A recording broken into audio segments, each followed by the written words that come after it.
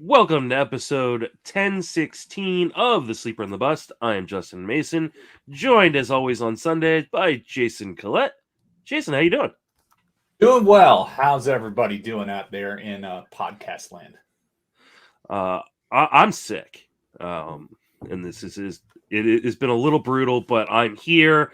I'm excited to be here in spite of being sick because we have a fantastic guest who I'm hoping I'm not going to butcher her last name because I forgot to ask how to pronounce it. But we are joined by Lauren Auerbach. You got it. SP You got streamer. it. Yep. All of you out there in Fantasyland telling me I'm bad at pronouncing names, nailed that one. Lauren, welcome to the show. Nailed it. That's good. I get that a lot, so it's pretty common.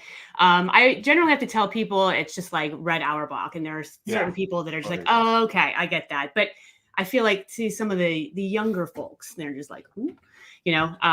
So yeah, no, I am very happy to be here, guys. I was looking forward to it, and excited to talk baseball with you guys. Justin, I think she was worried after hearing you pronounce Drew Rasmussen's last name, what you were going to do to hers. Yeah, no, and don't get me wrong, I appreciate it. I absolutely appreciate when people like correct me on pronouncing last names, but I am awful at it. Even though it is a huge pet peeve of mine. I listen to other podcasts or listen to things. I once dropped a history class because my teacher mispronounced my actual last name, not Mason. So I was like, nope, not staying in this history class. So done. yeah, so I think that's how Justin got on this podcast. Crossed the line there. I think that's how he originally got on this podcast. He emailed in and was like, man, that Eno guy is just slaughtering last names. Somebody's got to do something. And we're like, all right, fine, come on and do something. Yeah, when I was producing behind the scene, I would just cut clips of Eno's mispronunciations and send them off to the bosses at Fangraphs until they finally said, nope, sorry, you got to go.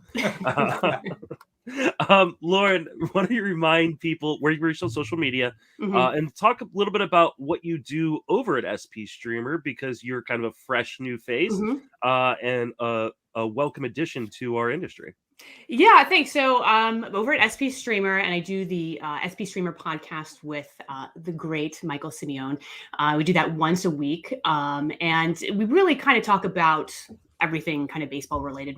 So far, kind of in this off season, we've been doing a lot. We've been going a lot kind of draft heavy, strategy wise, and we've had some great guests on. I think Justin, you're coming on in a couple weeks. Is that I am. Right? Yeah. At some point, Mike's got to stay up late. I know this is tough for because East Coast, West Coast. Yeah, I know he's got to stay up till like 10 o'clock at night to record with me. And he can do it, but it's a slog for him. He gets a little cranky. It's okay. But I'm over there with him, and we've been doing some great off-season stuff, and we will continue to have great guests throughout the season. And then I also do fantasy content over at Fantrax. I do some weekly baseball content, and then I also had done some football content over there as well during football season. So that's where you can find me. I guess my Twitter is LK Auerbach. Yes. There we go. Were you a part of the SP Draft Guide, SP Streamer Draft Guide? I was not a part of the SP Streamer Draft Guide. I think that went out a little bit before I was around, but it is an amazing draft kit. It is chock full of fantasy goodness. There's lots of stuff in there.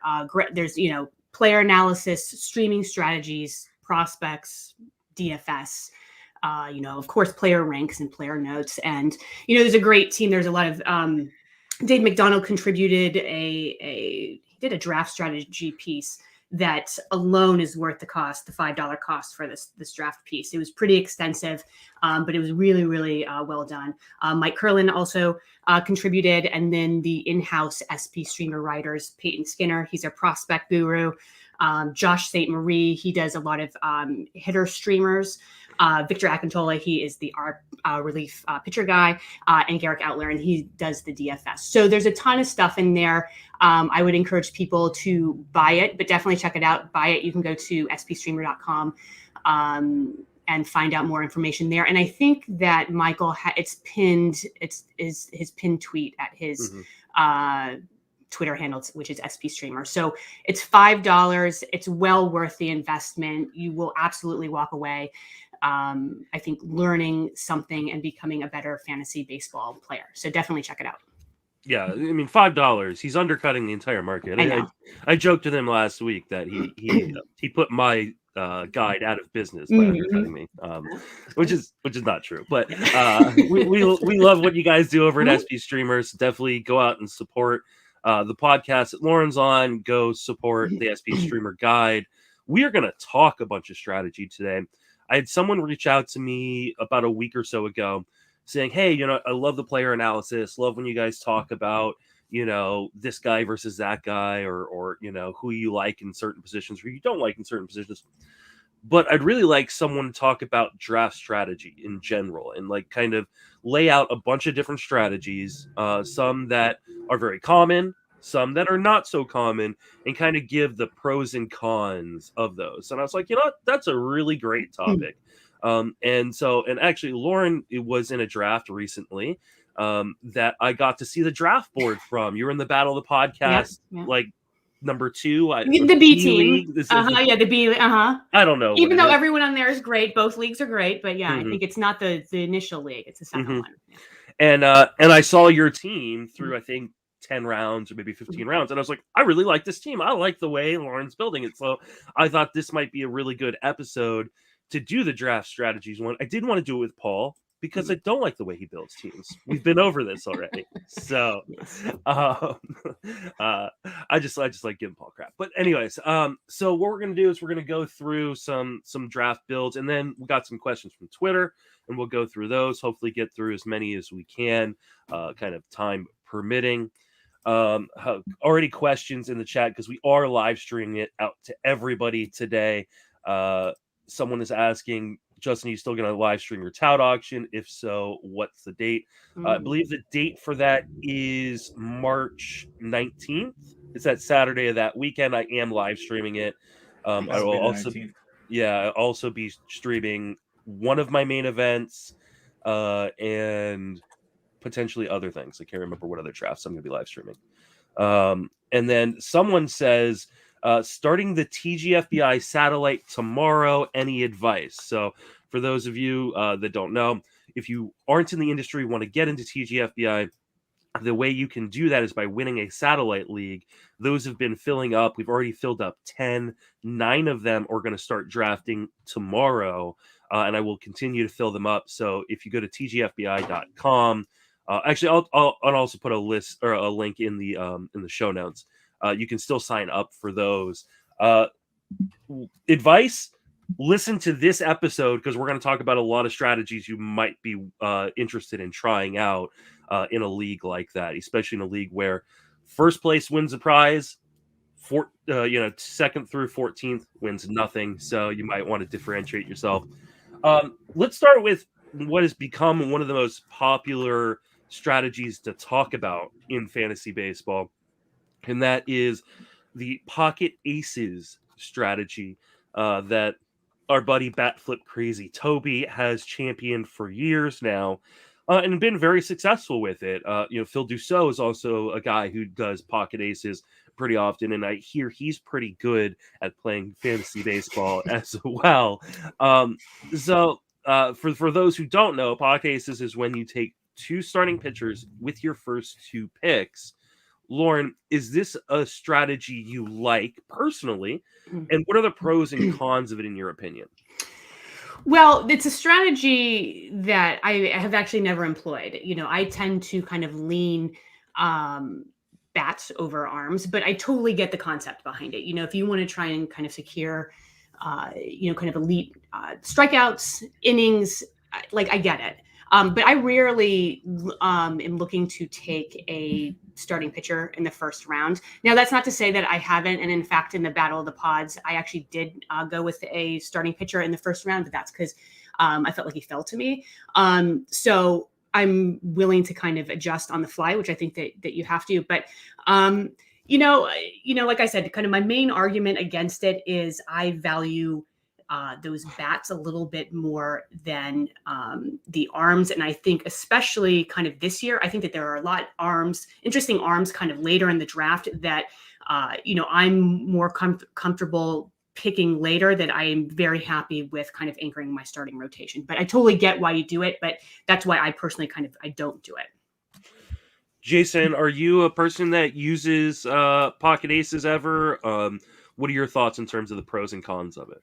So I used it once in DC. Just finished yesterday. It just finished. I was picking out the 15th spot, and I decided, you know what? I typically never get assigned that, so let me try this out.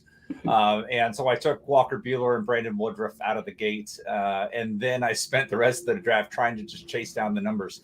When I made a decision to do that, I wanted to make sure that I came out of the first 5 rounds with, some steals, some power, some saves. And so I went Lindor, Clase, and Brandon Lau with 3, 4, 5. Arenado 6. Then I was like, okay, I need some more power. So I went and took the shot on Giancarlo Stanton. Then I went back and took Akil Baddoo, Josh Bell, and then Corey Knebel to finish out the top 10. So I ended up with 2 closers, ended up with enough power, enough speed. Like, it wasn't outside of what the starting pitchers were giving me. I knew I had a nice base, especially with both those relievers also doing well with strikeouts. Then I just had to go through. I took Ahmed Rosario for the speed in the 11th. Then Craig Kimbrell was still sitting out there in the 12th, and I just talked myself into taking it. So then I was like, okay, I have potentially 3 closers with a lot of strikeouts, and I'm done with relievers. So then I was able to pick up starting pitching throughout along with the hitting. So I took, Benintendi, Sonny Gray, Bader, Dahlbeck, Elias Diaz, Andrew Heaney, Jesus Luzardo, Josiah Gray. Like, I could take chances on those types of pitchers because of what I already had. So I felt better about it as I went in, but like I was texting with a buddy throughout and early on, I'm like, I'm never doing this again. And then the deeper I got into it, I was like, you know what, this isn't so bad. So you kind of stick with it. Obviously, you kind of have to when you do that. But it gets better. And I really, at the end of the day, I like what I was able to do because I was able to get there. It's just not a journey that I'm typically taking and putting a roster together. Yeah, I do think it's interesting though. Because thinking about the strategy, I was thinking that if I did it, it would probably be if I'm at that tail end turn, because that's the only probably way reason why I would employ that is if I'm kind of back at that 1-2 turn there. In this league, I was the only person who took 2 pitchers in the first 2 rounds. Nobody else did it, and that was one DC. The other one that I'm in, Jeff Erickson did it. He did Corbin Burns and Zach Wheeler out of the 12 spot. Nobody else did. And then a DC 50 that I did, nobody did it in a 12 teamer. Nobody did. Yeah, I think I'd also be more, willing to do that in a 15 teamer. I don't know that. I think it's harder to employ. I don't think you necessarily have to do it in a 12 teamer. Yeah. Yep. Yeah, I've done it a few times. And I think I started last year was the first time I ever did it. My team turned out pretty good, and I think I ended up winning that league. And so I've kind of committed to trying it at least once a draft season. It makes me really uncomfortable. Like, especially early on in the draft, through the first 10 rounds, I really don't necessarily know what to make of my team and how much I like my team. I will say that I end up liking the end results. I did this recently with my most recent finished DC. Started off Scherzer, Wheeler from the 13 spot, ended up getting Mullins, Edwin Diaz, and then Nick Castellanos for 3, 5, 4, 5. And while it was uncomfortable, it was actually I actually really liked it because I was able to just load up on hitters after those first 2 picks. While I agree that starting pitching is really deep this year, I mean, really, really deep, there's some pretty big, drastic drop-offs, especially after rounds 3, 4, and then again, usually rounds 13, 14, something like that. And so I think it's something that can be done successfully. Obviously, we've seen that with some of those guys that I've mentioned in the industry. I just think for me personally, I don't know that I ever have the balls necessarily to do it in like a $1,700 main event like that. I don't know that I've got that. That fortitude. I mean, it did lead me to acquire players that I normally fade just because of the risk factor. Like, taking Baddoo when I did at the top of the 8th round, grabbing somebody like Harrison Bader, and Andrew Benintendi. Those types of player profiles typically aren't high on my radar. But given that out of the first 4 rounds, all I had was Lindor and whatever steals he's bringing, I needed to make sure that I kept building that because that's the risk that you take. I tweeted out a graph earlier today showing the ADP and the steals over the last 30 days, ADP of draft champions, and then the steals, the players projected with more than 5 steals by RotoWire's projections, and looked at it. And like, there's this clump of guys early. And if you take the strategy, you've missed out on that clump. So it's like, okay, now you got to try to, take your chances elsewhere. And maybe it puts you in the, I got to get Miles Straw mix, or, you miss out on Miles Straw. It's like, okay, now I got to try to get Jonathan VR or, Leody Taveras on a bounce back, whose ADP has dropped like 400 spots since last year. Where he was inside the top 200 and now he's going super late is an intriguing thing. But that's kind of where you have to make sure when you look at it, if you're going to invest in this much pitching early on and just say all that speed, and if you're going to invest in that and do a closer like I did, you got to pay attention to how you build your speed, because it just evaporates. And that's why I started taking those players. And then by the end, once I took Bader, I felt good enough. I'm like, okay, now I can go get the spec. I got Dahlbeck, who we've talked about enough on this. And took Arias to help offset Dahlbeck plus the runs he has, and then just built it throughout. Tried to take different playing time chances down the chain of the reserves, just to be able to try to cycle through. Make sure I have enough offense to carry out this plan. And that's the thing. You have to have a plan. Then, if you're going to do something like this, that means if you're taking those 2 pocket aces, you're going to be missing out on kind of elite speed, and power. Excuse me, that you can get certainly like at later points in the draft. But you have to have a game plan for that. And it's one of those things that I tend to do kind of a more balanced draft in general. That's more of my style, but because I don't like to rely on, say, a Miles Straw or one guy for a bulk of categories. But you do have to think about that, and you have to be aware of that, and you have to read the draft room and see where guys are going. And if you have to jump guys, you have to do that too. So it's one of those things. I think it depends on your skills as a drafter really come into play based on some of these strategies. I recommend trying it. Even if it's, for those of you who aren't going to play in a million leagues, and you don't necessarily want to do it for the first time in your most important league, try it in a mock draft room or something like that, just to get kind of the feel of it and see, hey, is this something I could maybe actually try? Because it has been successful for many people. I was going to add a final point. It's like to piggyback off what you just said, mock it out. I mean, go look at what it took to get to the 80th percentile in the different categories, and go mock it out. We talked last week, I believe it was last week, about how awesome the RotoLab software is. It allows you to go ahead and do this. The RotoWire draft software allows you to do this too. Go build something out and see what happens. And if you think, you look at it and are like, wow, okay, this played out well. Or you could look at it and say, oh my God, yeah, saves are evaporating too early. Adjust your strategy, but you have ways to mock these things out and to see how it's going to play out based on those types of simulations, just so you think, oh, this will work. I'm going to like me. I didn't go into a plan on taking 3 closers in the 12 rounds, but when I'm seeing Craig Kimbrell sit there, I adjusted. Maybe we'll talk a little bit more about it, but now people are taking back-to-back closers, in the early as these things keep happening. But go mock it out. People aren't just doing this because they feel like it. They've tested it out somehow, some way, and they believe they can get to where they need to be in spite of it. Right. We did get a Twitter question that I wanted to kind of throw into this, because there was a gentleman on Twitter, I believe it was a gentleman, that said, if I only draft pitchers with my first 10 picks, who are the position players you'd fill with your roster as a strategy and planning on drafting, I want to really focus on whether or not he should do this strategy. Because I think there is no way for this strategy to be successful. Obviously it depends on the size of your league, but I think you just give up too much in terms of counting categories, on your offense by not taking in a 5x5 roto league, which I believe he said it was. Yeah, I think he said a 12-teamer too.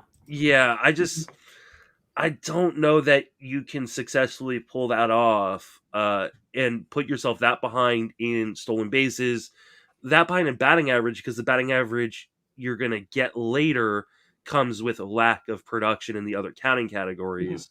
Lauren, what are your thoughts? Because I know you interacted with him a little bit on Well, this. yeah, because I was like, well, that is an interesting strategy, you know, and I wanted to know the league size, and he said it was 12, and I think that he had said that it basically his league was pretty pitcher heavy, and I think his goal was to, you know, kind of front load with the pitcher stuff, and then just win one or two of the batting categories. I think that was the thing. You know, I went and I looked at ADP just because I was kind of curious in terms of like, okay, like, well, who would you target then? You know, and I think, you know, kind of looking at kind of the players, I don't know. I think that you have to see where the third base position stands, you know, kind of 130 positions out.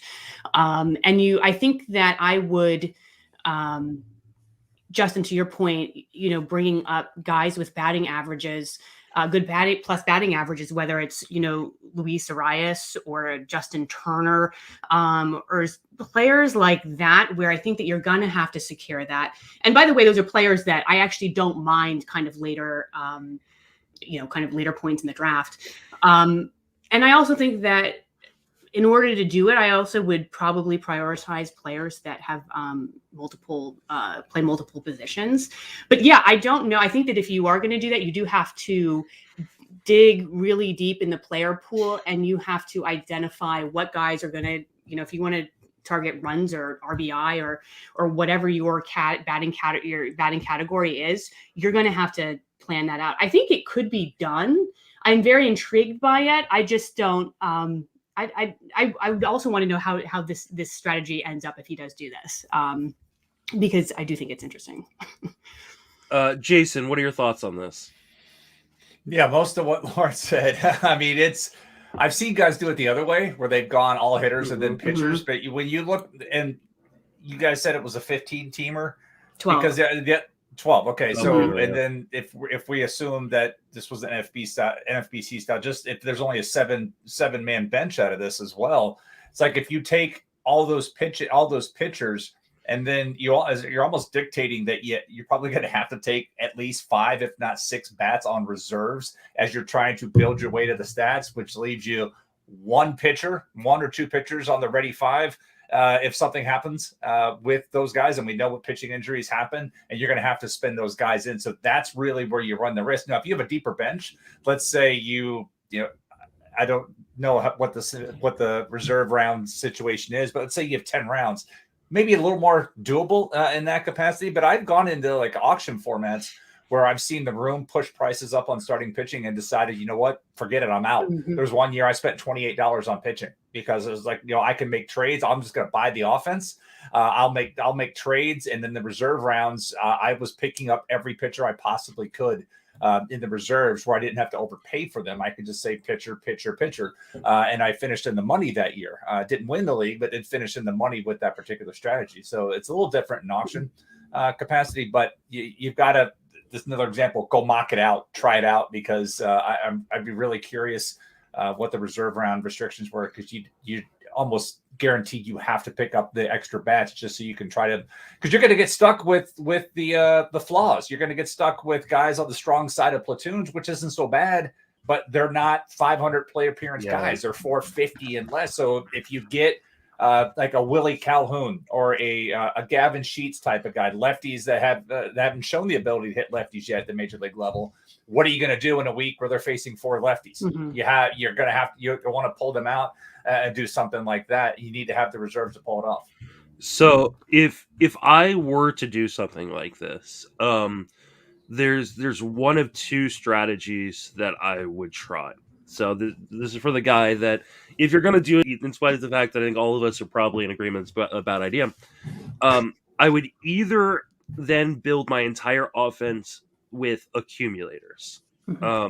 Guys that I would just sort by projected plate appearances and just start filling with as many plate appearances as possible, because you've given up so much upside. You need to just get guaranteed plate appearances later on. Or I would do something called the Sweeney Plan, which is not a draft strategy we have on the list today, but it is it's what is called considered a double punt.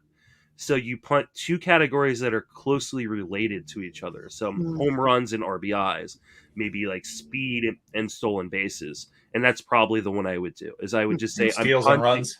Yeah, I would punt, or sorry, steals and average. I'd probably punt steals and average, and just load up on the Gallows, the Bobby Dahlbecks, because in order to win a league, you usually have to finish about on average third place in every category.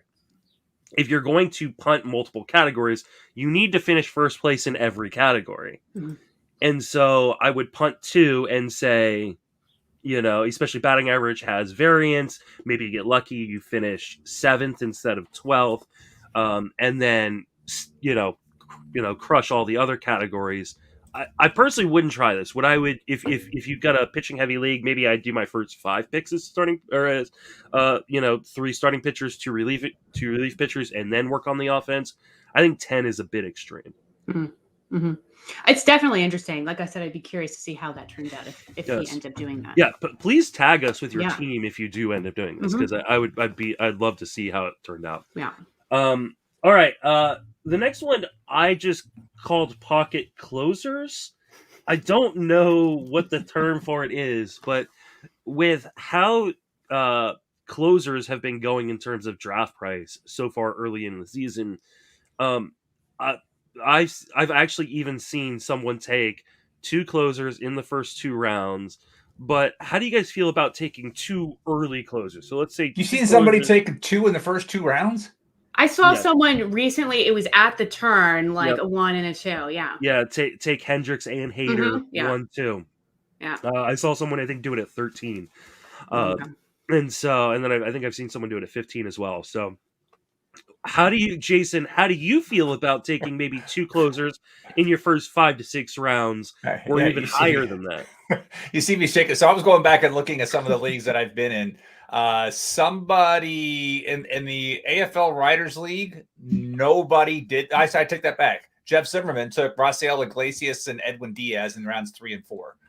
So he did that, but nobody else had as many as 2 closers in that particular league. So he pulled it, and he's won that league the last 2 years. So, surprise. Somebody did do the Hader Hendricks out of the 2 spot, Turner, Hader, Hendricks in one of my DCs, and then the DC 50, nobody did. I already said that nobody took multiple pitchers, but I'm not seeing any team that took multiple relievers either. So personally, no. I did mention the one league that I took at the DC where I took Clase, but I took Knable in round 10.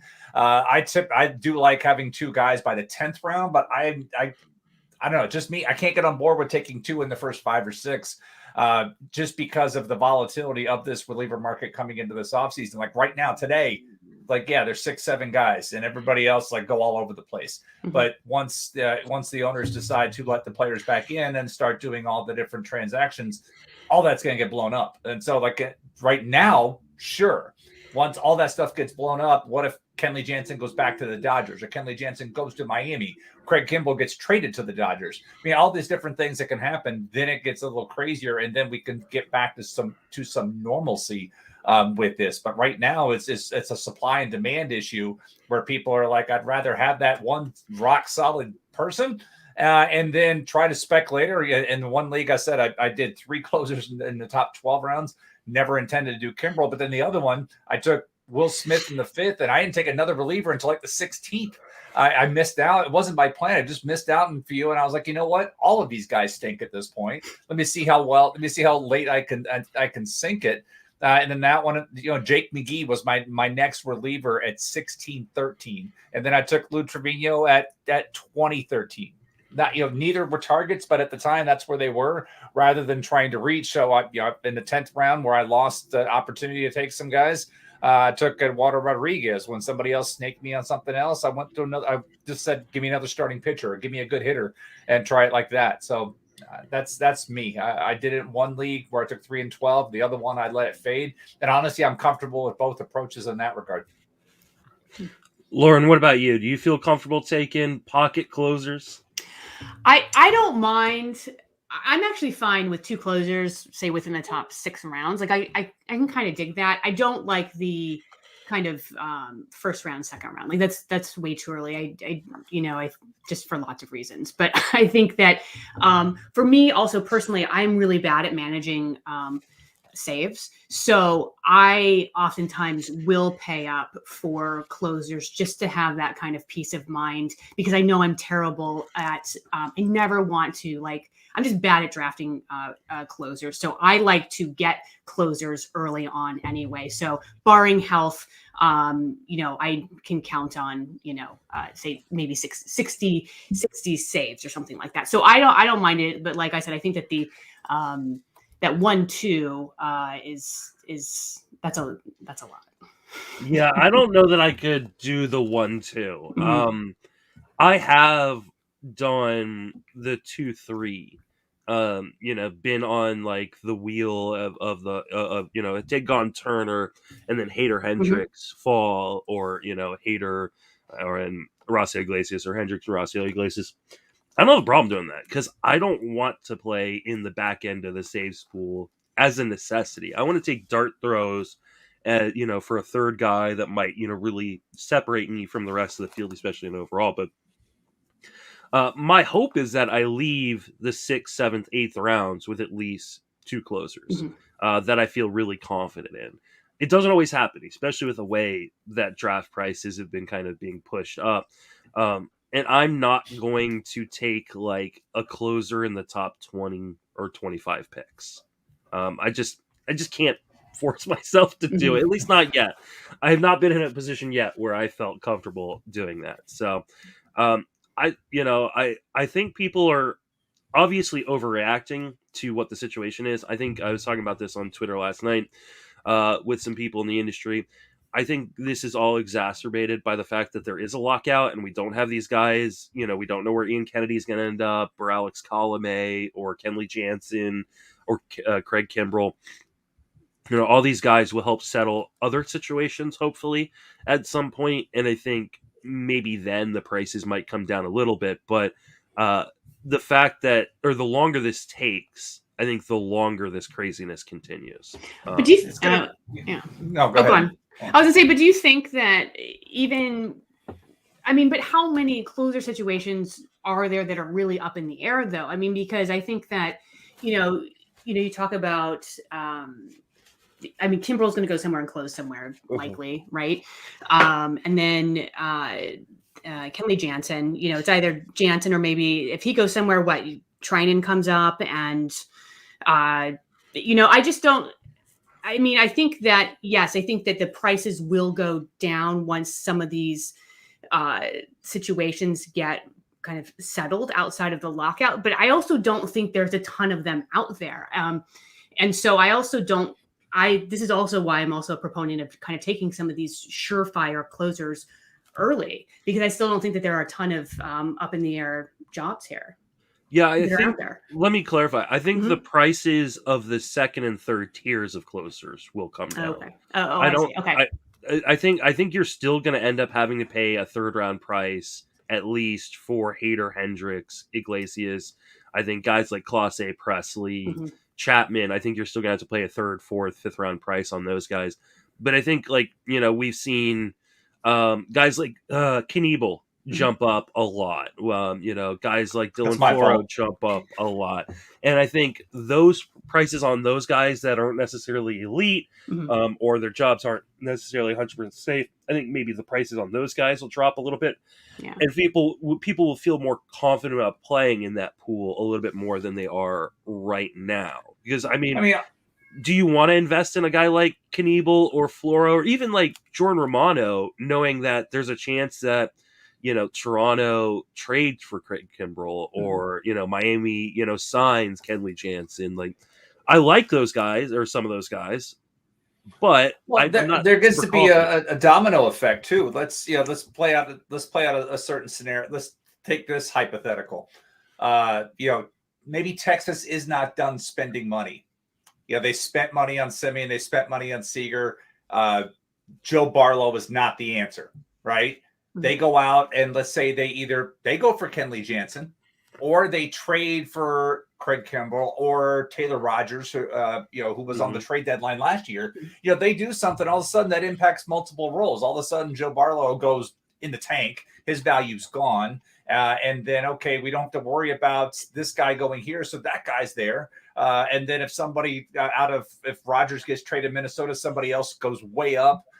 If Gabe Kapler comes out and says, you know what, I'll give the ball to Rogers, McGee, Doval, I don't care. That's going to impact all of their values because right now Doval's the one being drafted highly. So as soon as managers start talking, stuff goes up. And if like the hypothetical, if Texas were to make a deal, it impacts where we thought the guy may go, where he went, and then who he's replacing. So some of these things end up impacting the value of 3 guys. And as soon as you say closer, because we see it in season when somebody makes 2 saves, it's going to cost you $200 to pick that person up. Mm-hmm. And it's the same thing. We're going to see multiple round ADP jumps. Take a snapshot of what ADP looks like today, and they end this madness next weekend. Then we see where some of this stuff starts jumping as they start making acquisitions and start talking, saying this is what we're going to do. I will be so happy if they end this madness. I've already had 1 spring training game canceled. I'm still holding breath. That my second one isn't canceled on March 5th, but not holding on. Let's move on to the next one. Lauren, you talked about being a fan of kind of a balanced approach. So talk about how you like to implement that and why you're such a fan of it. I know. I feel like this is a very kind of vanilla strategy, but this is how I roll in drafts, and I kind of go very balanced team and low risk. So I love guys that contribute across the board all day, and I prefer to kind of accumulate those guys, kind of this maybe 20, 10 guys. They kind of give you good kind of batting average. I love to collect them starting at the top and then kind of going down. And I don't like to draft guys, especially say in the top 10 rounds, that don't give me a little bit of that kind of power speed combo. I'm always kind of less interested in guys that really like a big power bat with 0 steals, for example. It's not, say like a Freddie Freeman. I mean, he's giving you elite kind of 4 categories, and well, he chipped in some steals, but so maybe that's not like the best example there, but I am much more inclined to look at kind of these power speed combo guys and fill my draft up with them, because I don't like I said earlier, I don't like to rely on, say, 1 or 2 guys for the bulk of steals, for example. I just don't like that, because if one of them goes out, you're really, you've shot yourself in the foot. So that's what I try and do. I generally try to get kind of 2 starters in the first 6 rounds, and sprinkle that kind of those first 10 rounds with power speed combo guys. Yeah, this is kind of my preferred strategy as well. My goal is in the first 6 rounds to have 3 hitters that cover all 5 categories. Then at least, in 3 pitchers, it can be 2 starters and a reliever, or 2 relievers and a starter, depending on kind of the values or how I'm approaching that specific draft. Jason, what are your thoughts on this? I mean, do you prefer a balanced team? Seems like a silly question. No, I mean, I prefer unbalanced. Well, like I said earlier, I would if it depends if it's a straight draft or an auction. In a straight draft, I'll go in and I want a balanced team. In an auction, I'm not going to let any pre-scripted play dictate what's happening. If I see values coming up in the auction, I'm more than willing to adjust and keep my options open on that. Like I said earlier, if I see everybody pushing the price up on starting pitching, I'll just go grab hitting, especially in a league where I can make trades. I'm home league where there are multiple people that believe every closer is worth $20. It doesn't matter how bad they are. If they're named the primary closer, they're going to push them up. And so I just tend to throw those guys out early, just start throwing them out, get that money off the table, and then I'll just go do what I want afterwards. So I'd like to keep the flexibility open. And I would consider that, I mean, there's different ways of running the risk.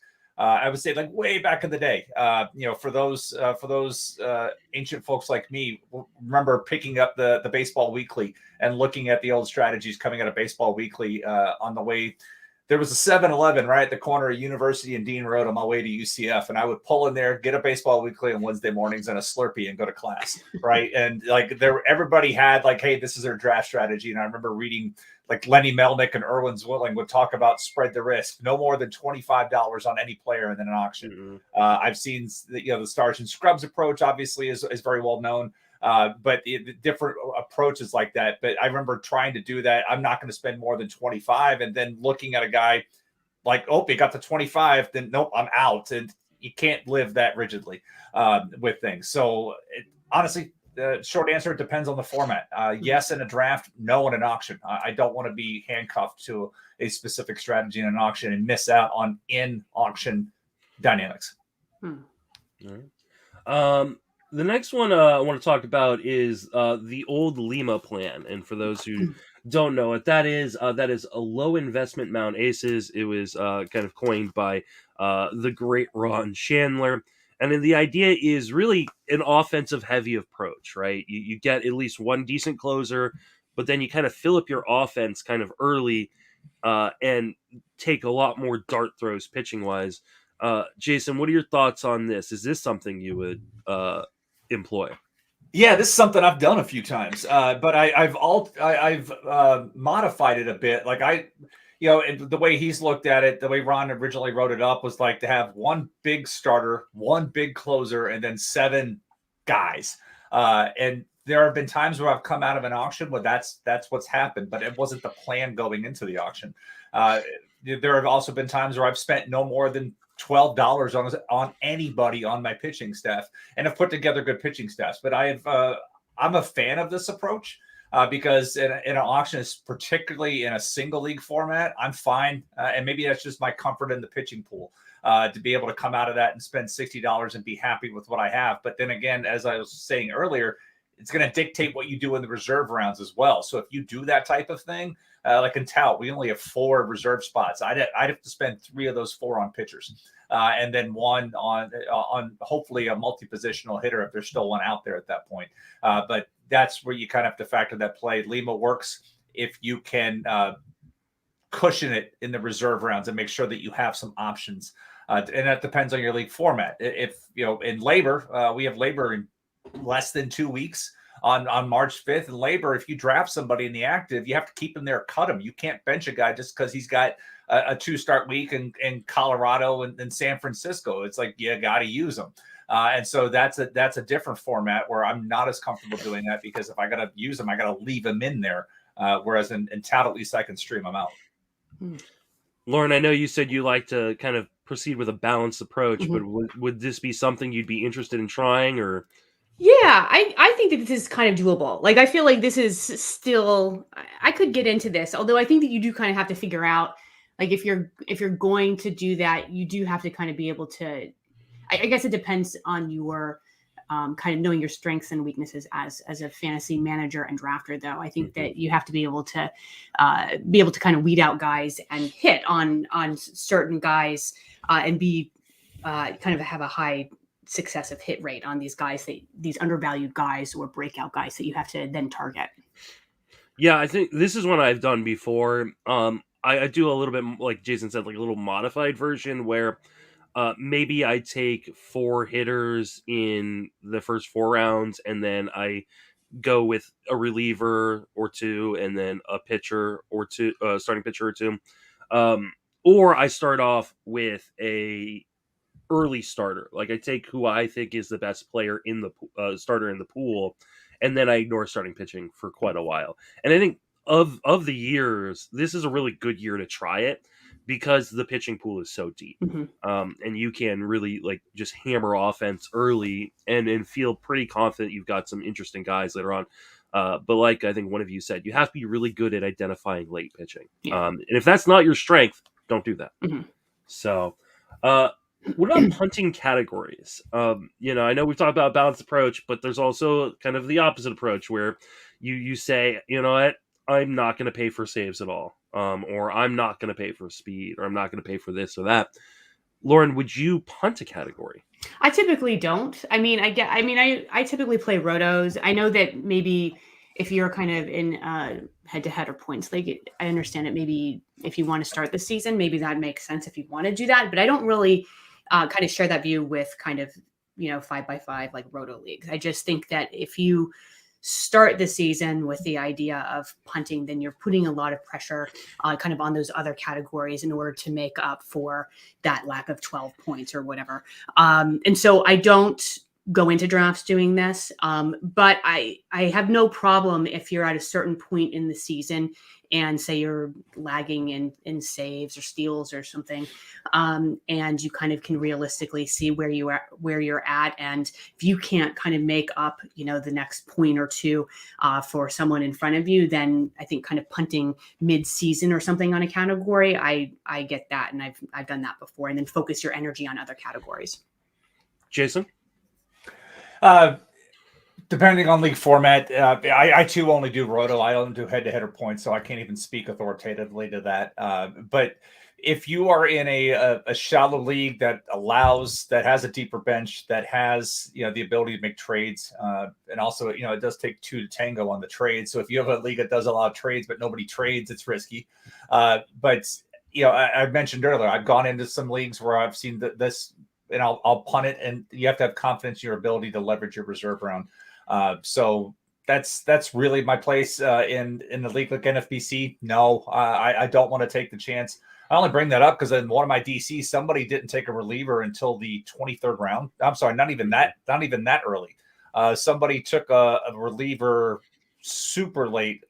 Somebody took a reliever in a DC 50. His first reliever was oh, wow. I'm still scrolling. This is what I'm talking about. The first reliever this guy took was Kyle Finnegan in the 31st round. I like Kyle Finnegan, but that's I think 31st round. That's his first reliever. Then he has Pierce Johnson.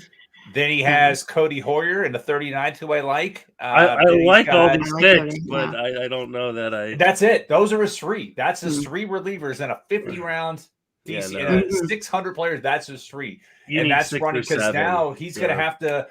That's it. I mean, you can't make trades. He can't do fab. That's it. That's what he has to play with. And so you look at the rest of his offense, and it's not heavy enough where it's going to be able to carry him throughout. Even though he didn't take his first 8 picks, were all hitters: Tatis, Wheeler, Merrifield, Mondesi, Alonso, Polanco, Altuve, and Varsho were his first 8 picks.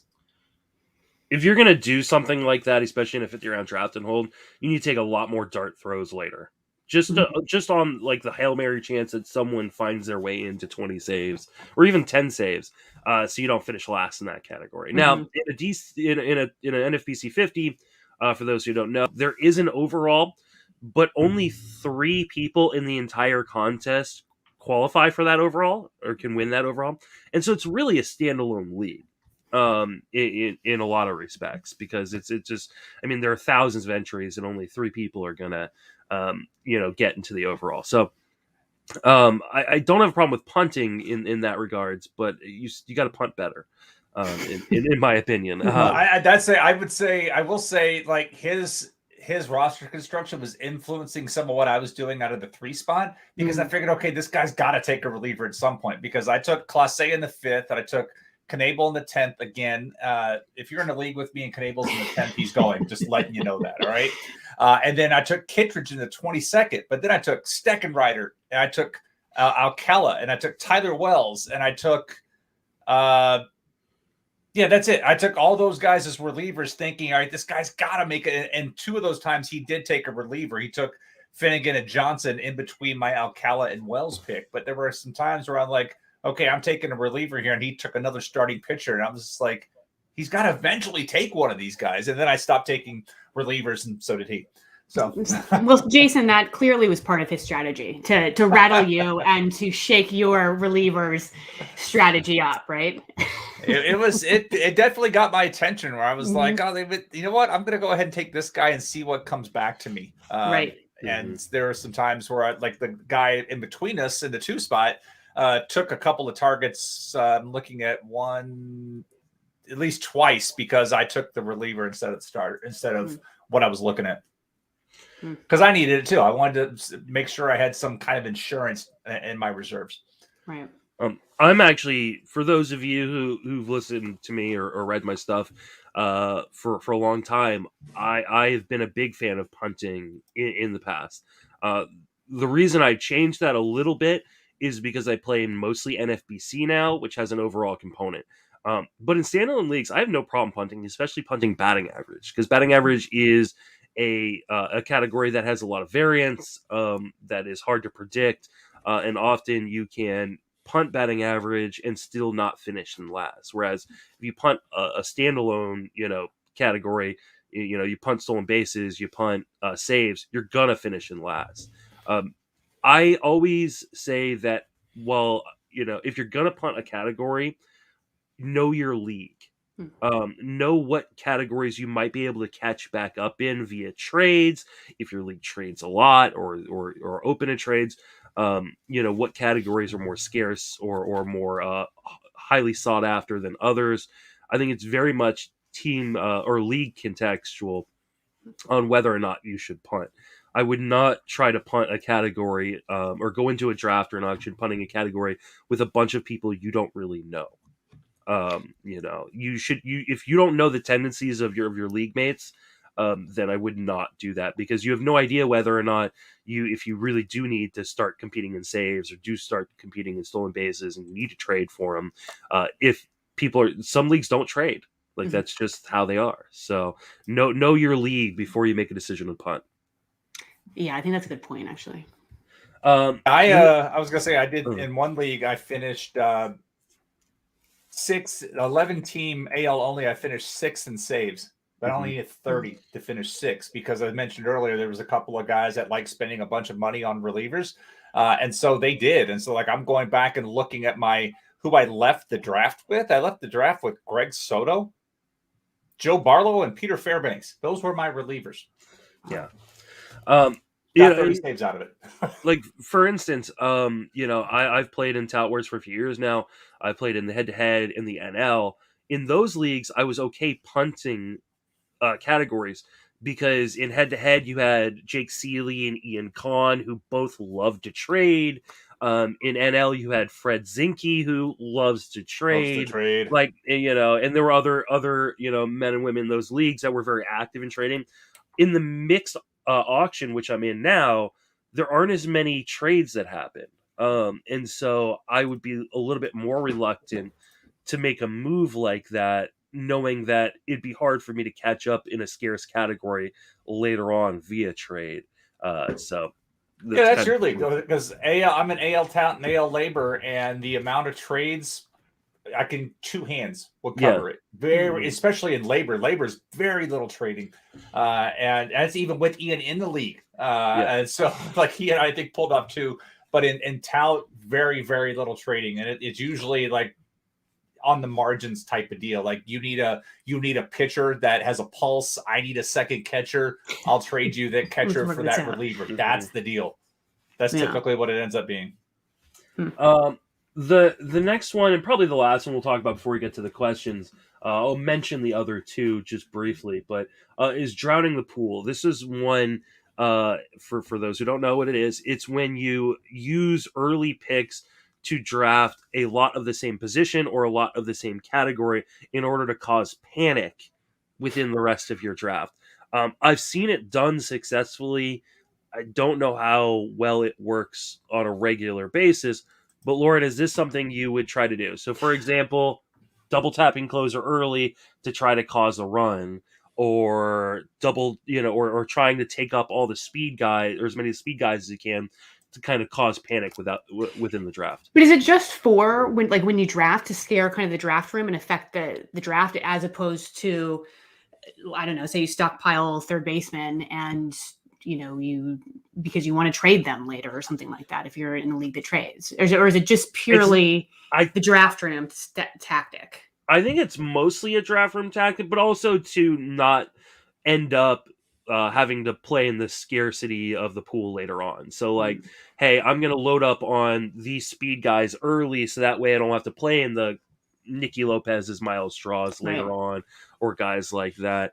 This was done somewhat successfully in a Tout Wars years ago, by Mike Gianella and Brett Sayer, in which they took the top 2 shortstops in the pool on the turn, in a year where shortstop wasn't very deep. Obviously now shortstop is extremely deep. Shortstop used to be the third base of today, but and it did cause panic. People reached for shortstops. The problem was they won the league. They did win the league. They didn't win the league because of those shortstops. Both shortstops ended being busts. Interesting. It was like Tulowitzki and Ian Desmond, I believe. So I don't know how well this necessarily would work, but I thought I'd throw it out there. Yeah, it's interesting. I mean, I guess I don't actively try and do this, but like I said, I'm really bad at managing saves. So I do kind of hit the closers, the sure thing closers like really early. But so I don't have kind of an issue with it. I can see it. I think it would be. But I think that actually thinking about it out loud here is that I think that that's probably the only category that maybe I would do that with. I guess maybe I would do it with speed, but outside of that, I don't does it work for other categories that you're going to try and do that with? I can't think of any other ones that it might work with. I think this might work in a very novice room. I think that people know enough on how to pivot in draft in kind of sharp rooms that I don't know that this would work super well anymore. I think back then when this was done, I mean, 5-6 years ago, there was less information out there. And I think people now know about all these guys post pick 150 that can help you. And so I just don't know how successful it would be. Jason, do you have any thoughts on this? Not really. I mean, I've seen if you're going to pull this off, it also hinges upon like using third base as the example. Let's say you're in a spot, you take Machado and Rafael Devers as your first 2. So that's your 2-3, and then you look at taking Chris Bryant later because he qualifies at third, but he's also in the outfield. So it's like if you can do that and then start picking options while not putting yourself in a hole. Like so, if you did third base, CI, and utility, you'd be done, and you'd lose flexibility if you're trying to do that. But then if you'd also have very little speed. I think. But to your point, if you're going to punt speed, that's one of the that's what this is the kind of approach you would take, right? Yeah. So, but if you took Machado, Devers, and Chris Bryant in a non-NFP, you have to leave with the active roster filled. Now all of a sudden, 8 rounds in, you are. You're full. You lose your opportunity. So if a bargain does present itself later, that's why it's always nice to keep that utility spot. One that you didn't include here, but I would put that, speaking of utility, is I do like to flood that market. And that's going to be more next year when some of these guys are only DH only unless rules change. Wait, so what like market? Last year, what did you say you like to flood? Utility only. I like to flood the utility only market. So like last year at Labor, I started throwing it. Every time it came around to me, I nominated a player that was utility only. So I started off the draft with Yarmir Mercedes because he was utility only. He was having a great spring. Everybody loved him. Came back around, put out Franmil Reyes because he was again. So I kept doing that and raising and seeing who wanted that and I even did that in my own home league, and it worked out really well in my home league because with people that had it, it got to a point where JD Martinez was still sitting out there because he was utility only. And I had the most money, so I got him for $11 because the guy that really wanted him only had $10 left, and I was able to use that. I kind of like that. So, I like that. I like that strategy too, but I think that worked so well because there were so many guys who were UT only last year. Right, but there aren't as many this year. So power sleeper this year, Gavin Sheets. He's utility only. Yep. I've seen Gavin Sheets slide to the 40th round in some of these things. Gavin Sheets has 20 home run potential. And in the AL only league, there's something, but you're going to have to burn up your UT spot. He's the first guy I'm going to throw out. If when it comes to me in Labor, it's the first guy I'm going to throw out because I want to see who really wants Gavin Sheets. Because that was one of the things that popped up in NFBC. If a guy has DH is considered a position in it. And so like he played some first base, played left field, but he had 19 games at DH. That wins. That's why he's utility only in that. So keep that in mind. Like I said, there's not that many guys this year that are in that boat, but it's going to be weird next year when we have a whole bunch in that boat. There are going to be a whole bunch of guys that are utility only. It's going to be really interesting to see how that plays out. Absolutely. The last two that I'll just kind of briefly mention, one is a Labadini. It's mostly an auction one. It comes from a guy who used to be in the industry, Larry Labadini, who put together an auction Tout Wars league in which he only spent $9, so $1 each on pitchers. I've never tried it. I've always wanted to. Doug Dennis has come close a couple of Yeah. times. I've been in multiple leagues with Doug. I saw Doug one year do a 248-12. I'm very tempted to do it this year with the depth of pitching. I may do it in Tout Wars. You can only do it in a standalone league with trading. It is super intriguing. I don't know that it's possible necessarily to win with it, but I've always wanted to try it. So one of these days. And then the other one is the Mri Theory. This is the idea where you draft or at an auction get two elite starting pitchers. So this would be like a almost like a pocket aces. Then you don't draft another starting pitcher. You only draft relievers. And so you protect you build up your ratio categories, and then attempt to trade for strikeouts and wins later on in the season, or do it by streaming. I think this is a really interesting strategy. So, and this may be one I try this year in an auction or a draft. So, but I want to get to the Twitter questions because there are quite a few of them. We're already at an hour, so I don't want to keep Lauren all day. But let's start with the first one, which was, if you could hang out with any Mike in the world, Lauren, which Mike would it be? Guys, it sounds cheesy, but I already hang out with the Mike. Homer. No, but it's true. You know, I hang out with the Mike that I want to hang out with once a week, every Wednesday at 7 p.m.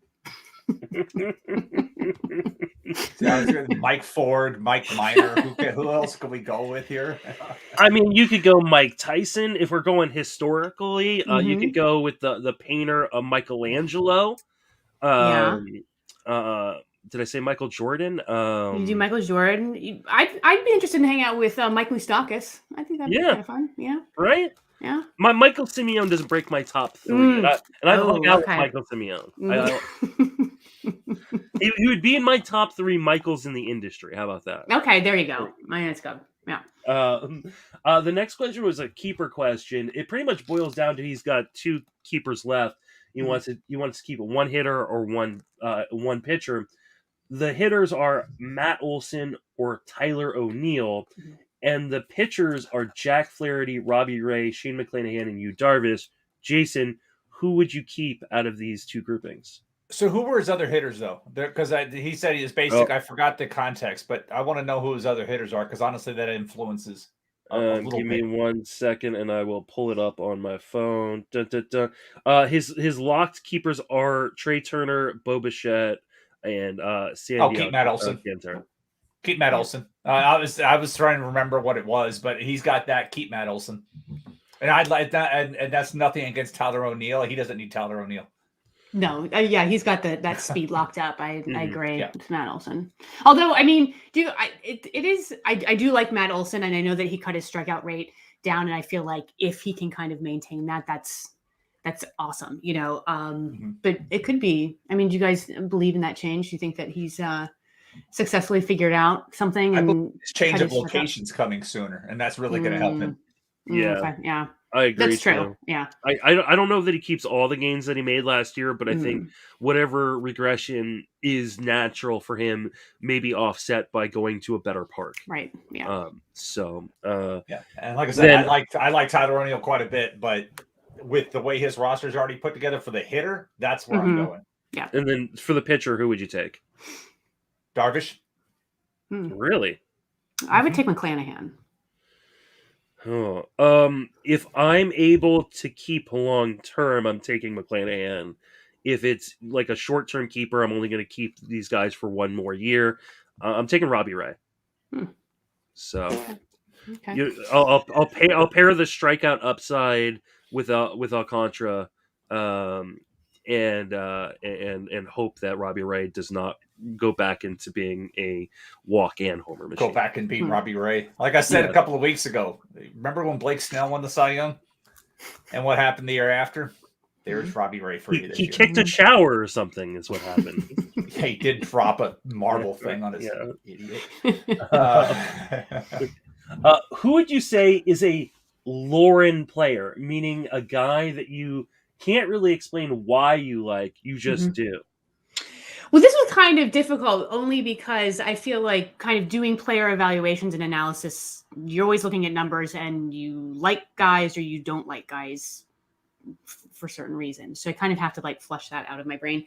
But one guy actually just kind of blindly went through kind of player lists, and I'm kind of feeling Spencer Howard this year, and I cannot tell you why. And he's just like this former top pitching prospect who, if you look at, you know, he's only played like maybe 70 innings in the bigs, and it was not good. You know, he finished with a 7.43 ERA and a 161 WHIP, and there's not a lot. It doesn't look pretty if you just kind of straight up look at his stat line.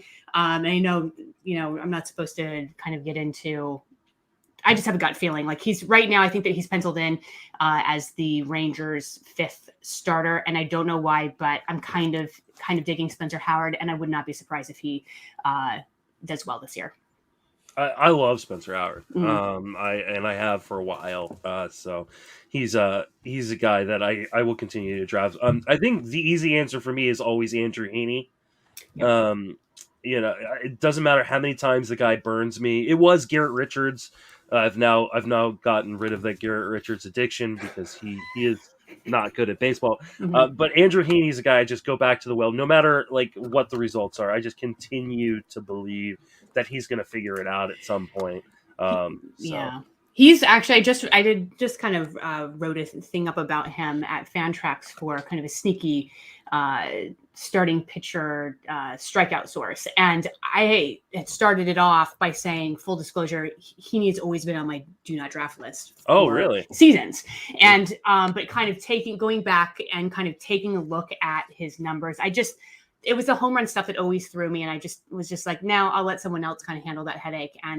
But this season I'm kind of it's really, I think, that year with the Dodgers, and, you know, the skills are there and they're really good. Right now he's going around pick 300, and that is a lot of strikeouts sitting on the table there at that price point. So I am in on him this season. I'm very surprised about that. But if he kind of doesn't do well, then I'm probably fully out. So there's an opening for me for Heaney this season. I like him. Jason, who's the Jason guy? The Jason guy apparently this year is Michael Lorenzen because I have him in all 3 leagues that I finished. I have him in the 49th round of the 12-team DC 50, and I have him in the 30th and 33rd round of the draft champions that I've done because the price is free at that point, and the Angels signed him as a starter. They want to use him as a starter, and I have him in 3 leagues. So he apparently is my guy. There's a few other guys we've talked about, like relief target. I also have Jorge Alcala in all 3 leagues because fingers crossed about the Taylor Rogers trade rumors from the past. But that's another guy that I have. But Lorenzen and then finally Robert Stevenson as well in Colorado, talking about unsettled bullpen situations. I have 2 shares of him. Didn't make it in the DC 50. I should have just taken him. I never did. Never got to him. But the more research I dug into it, I was like, you know what? Because I was in on Stevenson last year, and took him a while to get where he needed to be. And you look at that situation, and Carlos Estevez or Daniel Bard are not the full-time answer. So maybe Stevenson will be. So those are my guys. How's that? Right. Full disclosure, Kyle Finnegan is my most rostered player so far this year. Okay. So I have gotten Kyle Finnegan, I believe, in 8 drafts so far. Is that right? Okay. No, 7 drafts so far. So my most rostered player. All right. The next question that we got from Twitter is, why does she put up with Mike Simeone so willingly? There's so many She's better drinking something. there's so many better options to co-host a podcast with. Yeah, This question was from Mike Curlin. Right, Yeah. right. And I had responded. I said I ask myself this daily. No, but in Michael is just so easy to work with. Like he's just like this chill, laid back kind of sweetheart, and he's great. So I am very happy working with him. So yeah. Everybody noticed the spit take. Yeah, Mike's a great dude. I like recording with Mike, so yeah. I can completely understand it, and I know what it's like to have really good co-hosts. I'm blessed that all my podcasts I've had really great co-hosts. Outside of Paul. I know he's watching right now. Let's see. Lauren, are you concerned about the coffee budget for all these SP streamers? Did you know videos and its impact on the business long term? I am, except for apparently not Starbucks, because Michael doesn't like Starbucks coffee. So I think Starbucks is He's a safe. good person. There you go. So I think Starbucks stock is safe, but and actually I think that he's more of a tea drinker. I could be wrong on that, but I think he leans tea more. I thought he was coffee. More of a whiskey drinker, and he does whiskey as well. So, but and I don't know if they're mixed in. I have no idea exactly. So at least there's been some sort of confirmation that there's actually something in there is liquid in there. Yeah.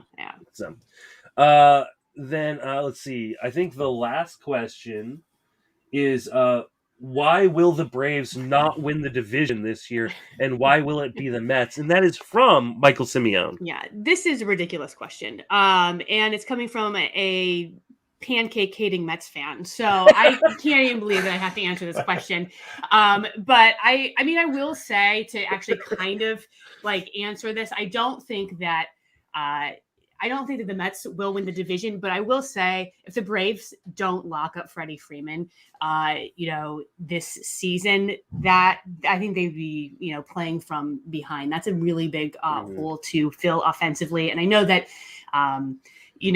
they had some of those offensive holes to fill last season with, Cunha out for part of the season and Ozuna. They were able to do it, but I do think starting out the season with no Freddie Freeman, besides being incredibly depressing, like I just think that would be, I think that'd be tough to do. As a Braves fan, do you feel like they are going to sign him? You would think that he'd be locked up at this point, though, right? I could not believe they let it get to the lockout without making sure they had their franchise face locked in for the next 5-6 years. That though in and of itself does not make me like, I don't know what they're going to do. And I think there was a New York Times article at the end of last season where Freddie Freeman just said, they haven't even talked to me, kind of this shot, over across the bow. And it's just like, why haven't you? This should be your number one goal, is to lock this guy up. So they haven't. I am a little nervous about it. And especially now, I think with recent reporting that he's been kind of talking with the Yankees but it's the Yankees. I feel like they, I think it's also that's also just the agent talk too. That's the agent trying to create the market, because that's what an agent needs to do. But they only have it's Freeman, it's Schwarber, it's Rizzo at first base. Those are your three, and you can't go from a Freeman. They don't have the answer in house. They're gonna have to spend the money somewhere, and they don't have the answer in house. So it's like the only reason I think they may not have done it is because they're like, let's try Schwarber because he gives us all the power we need, and we can probably get him, $50 million cheaper. Not that Liberty isn't printing money in that whole battery area anyhow. So that's the only reason I can imagine that they haven't done this yet. But the agent is saying, he's talking here. It's what the agent should be doing. But it's going to be interesting if they don't, because then it comes down to a Rizzo or Schwarber reach, and that's great for those two camps. And give me Schwarber out of those two. But they need to get that as soon as the lock comes off. Just get that done in a hurry before all of a sudden you're competing against somebody else for Schwarber services, and what you thought you may get $460 for, now you're paying $480. Right. Yeah, I just think it shouldn't even be at this point in the first place right now. So I do wonder though if some of the especially big market teams didn't jump into the early free agency kind of pool just because they wanted to see what the CBA was going to bring in terms of the luxury tax Yeah, threshold maybe. and things. Because I mean, we didn't see the Yankees, the Giants, the Dodgers, the Braves. Like we didn't see some of these, kind of powerhouse teams go. Yeah. I'm going to spend Mhm. money early, and I wonder if they were just kind of waiting to see how the CBA was going to play itself out in terms of how much money they can spend. Yeah, that's possible. So. But I mean, to be I'd fair, be they haven't lying. spent too much. Yeah.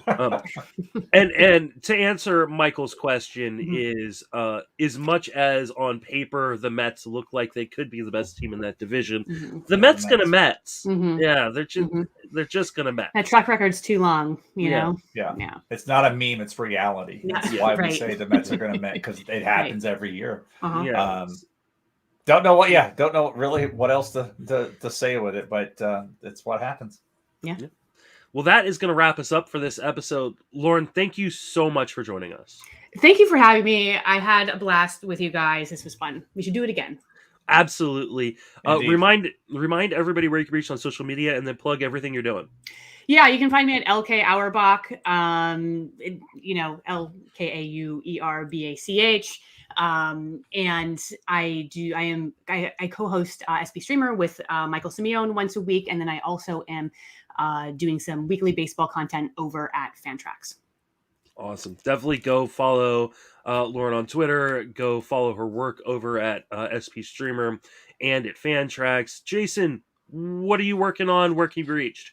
So the bold prediction series at RotoWire all done. Yay. Now I'm on to looking at talked about steals. So I'm looking at where guys are ADP wise versus steals, just so you can kind of see where that pocket of stuff is. It's not pretty, as we talked about earlier. As you're building out your rosters, if you decide, hey, I'm going to try to go get steals late, understand what you're dealing with late and the flaws that you have. So working on that piece, getting into more strategy pieces now that I've gotten through the prediction series, and preparing for labor. That's March 5th in Clearwater.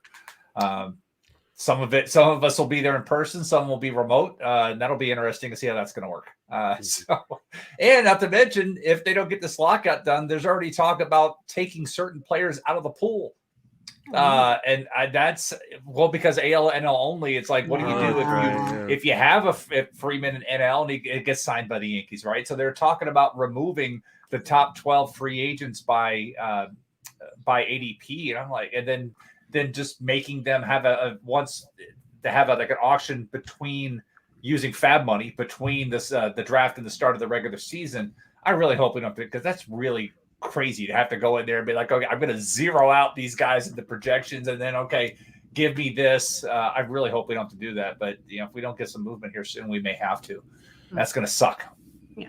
But still looking forward to doing the single league drafts after doing all this mixed league stuff for the last few weeks. And it sounds like Lauren's about to get arrested again. I know. Here come the There's a helicopters. few cops coming. Something bust in. Yeah.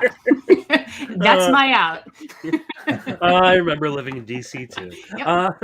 You can reach me on Twitter at Justin Mason FWFB. You can hear me on this podcast, obviously the TGFBI podcast, which will be releasing an episode I did last week with Nick Pollock, probably tomorrow or later tonight. And then the Friends of Fantasy Benefits podcast as well. I'm writing 4 to 5 times a week over on Fangraphs. This week, I am working on a series of pieces that are going to compare ADPs between NFBC, ESPN, Fantrax, CBS, and Yahoo by position. It has been a ton of back-end work to get it kind of prepped, and I'm going to actually write 2 or 3 of the pieces tonight for first base, second base, and I think shortstop. So if you play on a site other than NFBC and you're like, oh, why do we always have to hear about NFBC? I'm going to compare the NFBC ADP to those other leagues and see where you could find the best deals on certain players. So hopefully people enjoy that. But with that will wrap us up for Lauren, Jason, and myself. Thank you for listening. A fantastic baseball season.